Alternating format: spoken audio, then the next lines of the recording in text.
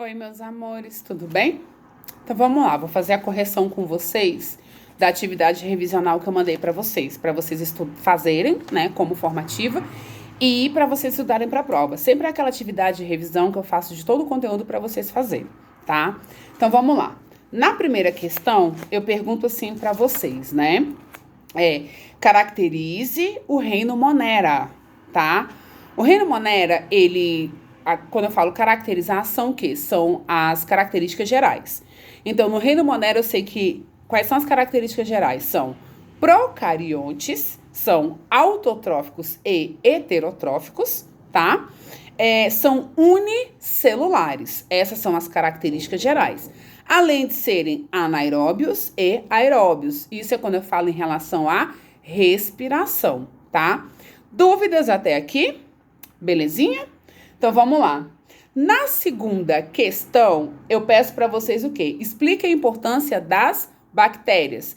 Então, as bactérias, elas são importantes tanto para a questão da natureza, quanto na área que eu tenho industrial. Como assim, professora? Na área alimentícia e na área de produção de medicamentos. Então, ela tem essa importância muito grande, tá? Dentro da nossa natureza e dentro da questão da área de indústria, né, que eu falo da área alimentícia e da área farmacêutica, tá? Vamos lá. Tranquilos? Questão 3. Explica as bactérias decompositoras, nitrificantes, fermentadoras e me dê exemplos, tá? Quando eu falo das bactérias decompositoras, são aquelas bactérias que vai fazer a reciclagem da natureza. Então, são aquelas bactérias que vai fazer o quê? Vai fazer a decomposição da matéria orgânica, tá? Das bactérias decompositoras. Então, elas fazem o quê? A reciclagem, né, da natureza. Então, ela vai fazer a decomposição da matéria orgânica morta, tá? Essas são as decompositoras. As bactérias fermentadoras são aquelas que vão obter energia através da fermentação. Então, eu tenho aquelas bactérias que vão fazer a parte da fermentação dos alimentos, mas aquelas também que são benéficas, que estão dentro do nosso próprio organismo. As bactérias nitrificantes são aquelas bactérias que fazem o quê? Que elas vão estar em associação, né, de mutualismo com o solo ou com as plantas, né, algumas leguminosas. Então, ela traz um melhoramento para essas leguminosas e para aquele solo, retirando o oxigênio, né, e levando para onde? Para essa parte do solo ou da raiz. E as bactérias parasitas, patogênicas, na verdade, perdão, que eu não coloquei, mas falando delas, as bactérias patogênicas são aquelas bactérias que vão causar doenças. Então, a relação que eu tenho dela é que de parasitismo, tá? Questão 4. Explica as características do reino protista, tá? Reino protista, tá? Quais são as características gerais? Eles são uni- ou pluricelulares, diferente das bactérias que é unicelular. Eles são heterotrófos e autotrófos, iguaizinhos, né? Vamos dizer assim, as bactérias e as cianobactérias. E a diferença é que eles são o quê? Seres eucariontes. Lá nas bactérias são seres procariontes, não tem o quê? O envoltório da membrana nuclear, tá? E no caso eucariontes, eu tenho o envoltório da membrana nuclear. Então, os protistas são unipluricelulares, são eucariontes, heterotrófos e autotrófos, certo? Sobre questão 4. Sobre os representantes do reino protista, diferencia as algas unicelulares de protozoários. As algas unicelulares e protozoários possuem uma única célula. Porém, o que acontece? O que diferencia um do outro é que as algas vão ser autotróficas, todas elas, independente se ela é uni ou pluricelular, tá? Que produz seu próprio alimento. E os protozoários são o quê? Heterotrófos. Eles precisam de outros seres para absorver energia, ter o seu alimento. Belezinha? Então, vamos lá. Questão 6. As algas pluricelulares, né? Sobre as algas pluricelulares, temos as algas verdes e pardas e vermelhas, tá? Quando eu falo em relação às algas verdes, eu estou falando, a partir de algas, eu falo da questão da pigmentação, como ela é classificada. Então, quando eu falo de algas verdes, são aquelas que possuem o pigmento chamado clorofila. Elas são presentes tanto em água doce quanto em água marinha. Dúvidas? Tranquilos até aqui? Então, beleza. As algas pardas, né? Deixa eu só entrar num negócio aqui rapidão. As algas pardas, o pigmento dela é a fulcoxantina, né? E sabemos que, assim, ela tem uma grande importância, né, na área alimentícia e na área medicamentosa, tá? Então, assim, o H, ele é utilizado na produção de medicamentos. Deixa eu ver se eu não tô falando besteira. Tá? É isso mesmo, entendeu? Ou, perdão, nas algas pardas, nós vamos ter a algina, que é utilizado na produção de cosméticos, né? A substância que é utilizada na produção de cosméticos, sorvetes e balas, ou seja, tanto na área alimentícia quanto na área de cosméticos. Quando eu falo de algas pardas. Dúvidas? Tudo tranquilo até aqui? Beleza. As algas vermelhas, elas já têm um pigmento chamado de ficoeritrina, tá? Então, assim, as algas vermelhas, ela já tem um único gênero só de água doce, a maioria delas são tudo de água salgada. As pardas eu tenho tanto doce quanto salgada. As algas verdes também eu tenho tanto doce quanto salgada e ambiente, que eu esqueci de falar para vocês aí, úmido, quando ele faz a associação, tá? Com algum fungos. Alguém aqui já ouviu falar de lodo? Alguém sabe a questão do lodo? Então, né? O lodo em si é uma associação entre fungos e algas, tá? Então, e voltando nas algas vermelhas, né? Elas são, o que dá o pigmento vermelho dela é a ficoeritrina, né? O H é usado na indústria farmacêutica e a carragem é utilizada o quê? Na indústria alimentícia. Então, das algas vermelhas eu consigo extrair duas substâncias para produzir tanto medicação quanto medicações cosméticos, né? Quanto o quê? Quanto a área alimentícia. Tranquilos na questão 6. Questão 7. Né? Vamos lá. Eu peço para vocês diferenciar para mim, né, o que? As algas euglenas, diatomáceas e dinoflageladas. Quando eu falo de algas euglenas, são aquelas que são unicelulares, euglênias, diatomáceas e dinoflageladas são unicelulares, todas elas, tá? No caso das euglenas, ela vai ter 1 ou 2 flagelos, tá? A maioria deles é de água doce. Eu tô falando das euglenas. Das algas diatomáceas, são aquelas que participam 25% do processo da fotossíntese nos oceanos. Então, essa alga é aquela que participa, de uma certa forma, quando eu falo, lá da atmosfera, na renovação do ar atmosférico. Então, nessa questão da fotossíntese, ela faz a liberação do oxigênio para o ar atmosférico. Então, ela participa desses 25%. Então, muita coisa vem a questão dessas trocas gasosas, né? Desse ar atmosférico, ela vem de onde? Dos oceanos. E os dinoflagelados são aquelas que possuem 1 ou 2 flagelos, tá? Algumas vivem em mutualismo, né? Uma ajudando a outra. Nesse caso, eu posso ter associação, né, entre corais e essas algas. E o que acontece? Nos dinoflagelados, quando essa parte do oceano está muito quente, aquecida, né? O que acontece? Elas se proliferam muito rápido. tendo um fenômeno chamado de maré vermelha, porque, de uma certa forma, né, elas se proliferam rapidamente e deixam a água vermelha. Porém, elas liberam uma substância, que essa substância acaba provocando o quê? A morte dos animais, né? Quando está nesse período de maré vermelha. Então, é só quando a água ela está aquecida. Dúvidas? Tranquilo até aqui? Então, vamos lá. Questão 8. Sobre os protozoários, são classificados de acordo com a sua locomoção. Cite e explique, né, cada um deles e dê um exemplo dos seus representantes. Então, eu tenho os risópodes, que também são chamados de pseudópodes, que significa o quê? Falsos pés.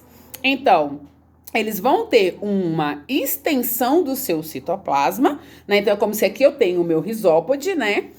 Um representante, a ameba. Então, ela vai fazer o quê? Ela vai fazer uma expansão do seu citoplasma para ela poder o quê?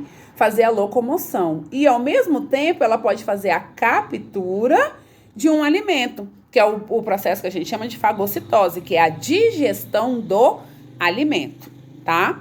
Isso eu tô falando dos risópodes. Também pode ser encontrados na parte marinha, mas também pode ser encontrado em águas doces também, tá? Quando eu falo dos ciliados, é água salgada, a maioria dos risópodes, tá? Eles são classificados de acordo com a sua locomoção. É claro que a maioria dos protozoários, eles podem causar doença, tá? Então, eles são parasitas. Aí eu tenho outro que é os flagelados, que acontece o quê? Se movimentam por flagelos. Então, a grande maioria tem vida livre, né? Mas também tem aqueles que fazem o mutualismo. Um ajudando o outro, é igual entre o protozoário e o cupim. Um exemplo que nós temos, né, dos flagelados, nós temos o Trypanosoma, que é o quê? É o protozoário causador da doença de Chagas. O outro que nós temos, a outra classificação, é os ciliados, que se movimentam por cílios, tá? A gente tem eles tanto presente na água doce quanto na água salgada, né? Só tem uma única espécie que é causadora da doença, que causa doença no homem, parasita o homem. Na sua grande maioria, eles não causam essa doença, tá? Um exemplo, nós temos os paramécios. E o por último que nós temos aí é os esporozoários. Esses são totalmente parasitas, porque eles não conseguem se locomover, tá? Então, eles são parasitas, eles necessitam de outro ser para fazer o seu metabolismo. A maioria deles causam doenças. E aí nós temos o plasmódio, né, que é a espécie, né, de protozoário causadora da doença chamada malária, tá? Dúvidas até aqui? 9. Sobre as doenças causadas pelos protozoários, eu peço para você diferenciar a malária de giardíase. Então, vamos lá. Tem aquela listagem todinha lá que eu dei para vocês da página 29, mas a malária, ela é causada pelo plasmódio, né? É um esporozoário, transmitida pelo mosquito prego, né? A forma de profilaxia, que é a prevenção dessa doença, eu posso utilizar telas para que esses mosquitos não entrem para dentro de casa, até como inseticidas também, tá? Quais são os sintomas da malária? Febre alta, calafrio, sudorese, dor no corpo, dor de cabeça. Então, é isso que são os sintomas que nós temos em relação à malária. Sobre a giardíase, né? Ela é causada pela espécie Giardia lamblia, tá? Geralmente, ela é causada por um flagelo, né? Um protozoário flagelo. Ela contamina água e alimentos. Essa é a forma de transmissão. Como lá na malária era o mosquito prego, aqui é a água e o quê? E os alimentos contaminados. Então, automaticamente, eu vou precisar o quê da minha profilaxia, minha prevenção? Saneamento básico, higiene pessoal, higienização dos alimentos, tá? A questão da filtragem da água. Então, para mim poder evitar que eu pegue este protozoários. Quais são os sintomas? Diarreia, cólica intestinal. Tranquilos? Questão 10, reino fungi. Tá? Quais são as características principais?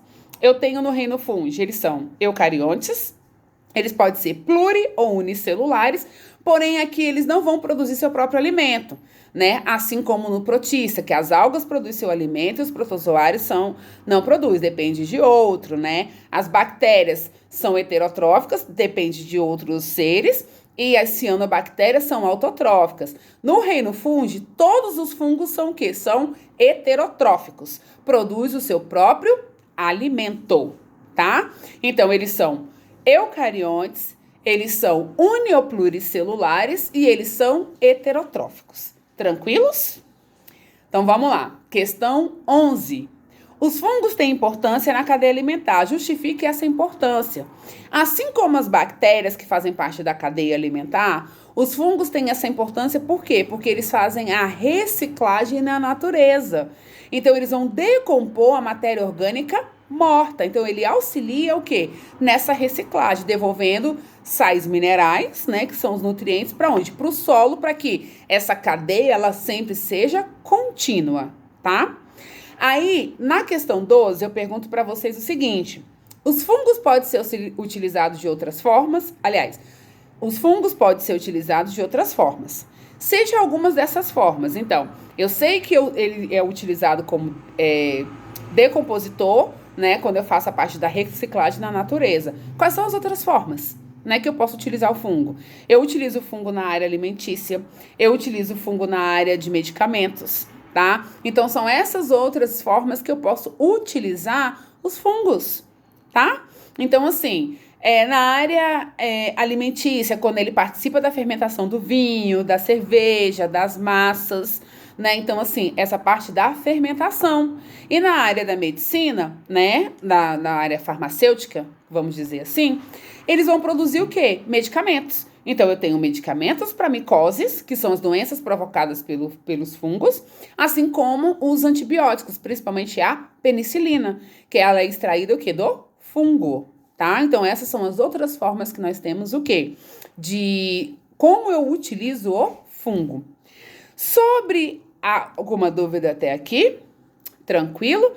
Quando eu falo da área alimentícia, eu tenho o quê? Eu tenho o cogumelo, que é o champignon, eu tenho o shiitake também, que é um cogumelo. Então, na área também, quando eu falo comestível também, tá? Na área econômica, bem dizendo. Então, eu tenho tanto a área econômica quanto a área da natureza ecológica. Quando eu falo da área ecológica, eu tô falando dessa questão da reciclagem, tá? Essa outra forma que é utilizada. E quando eu falo da área econômica, eu tô falando da área alimentícia e da área de produção de medicamentos, tá? Questão 13. Sobre a atmosfera, explique a composição do ar. Então, eu sei que o ar ele é composto de nitrogênio, 78%, oxigênio, 21%, e 1% do quê? Dos gases nobres. Os gases nobres eu tenho gás carbônico, eu tenho hidrogênio, eu tenho o hélio, eu tenho o metano, o enxofre, o vapor d'água, tá incluso dentro desses 1%. Então, é assim que a minha atmosfera ela é composta, tá? Questão 14. Sobre as camadas primitivas e atual, é pra gente diferenciar. Sabemos que na camada primitiva, eu tive a primeira camada, que ela era composta só de hélio, gás hélio e hidrogênio. Então, eu não tinha nem a presença de gás carbônico, né? Nem muito menos a presença de oxigênio. Então, eu não tinha camada de ozônio, tá? Na segunda camada, aí sim, através das rochas, dos vulcões que entraram em erupção, aí eu tive o quê? A presença de o surgimento de outros gases, né? Então, aí eu já tive a presença do gás nitrogênio, eu já tive a presença do metano, do enxofre, do gás carbônico. Tinha a presença do oxigênio? Tinha, mas era muito mínima. Não era o suficiente para chegar na camada atual que nós temos, né? Que é o que? Ela é composta de oxigênio, que partiu dos primeiros seres fotossintetizantes. Então, eles respiravam o gás carbônico e começaram a liberar o quê? O gás oxigênio. Então, por isso, tá? Que na camada Na camada atual, atmosférica atual, eu tenho uma presença do oxigênio. Nas outras eu não tinha camada de ozônio na primeira camada primitiva que protegia, né? Porque a gente sabe que a função da camada de ozônio é proteger contra o quê? Contra os raios ultravioleta. Então eu não tinha a presença da camada de ozônio. Tranquilos? Para fechar, questão 15, sobre a estrutura celular da bactéria, aonde podemos encontrar o DNA? Sabemos que a estrutura da bactéria ela tem flagelo, ela tem a parede celular, a membrana plasmática, o citoplasma, o DNA, né, o novelo de DNA e algumas organelas, como o ribossomo. Então, dentro do citoplasma eu tenho os ribossomos e o DNA, tá? Então eu pergunto, aonde podemos encontrar o DNA? Dentro do citoplasma. Gente, se foi muito rápido, tem como vocês voltar, tá? Brigadão. Tá aqui a resolução das questões que foi mandado para vocês. Estudem, tá? Quem não me enviou, porque eu tenho lá quem entregou. Quem me entregou em branco, eu vou considerar como formativa, tá certo? Quem ficou pendente tem só até hoje, 7 horas da noite, vamos dizer assim. Ou então vamos fazer melhor. Tem até amanhã, 1h30, para me entregar, tá? Quem não fez a revisão. Porém, não vai valer 2 pontos. Vai valer 1 ponto só, porque tinha a data de entrega que eu coloquei para vocês. Então, não é justo quem me entregou no tempo hábil, entendeu? E quem não me entregou. Então, assim, vai valer 1 ponto de formativa. Quem me entregou que tá lá, mesmo que tenha chegado em branco, eu vou dar os 2 pontos de formativa. Certinho? Beijos, se cuidem, estudem pela revisão, estudem, faça com calma, faça com tranquilidade, leia e releiam as questões, tá? Beijos!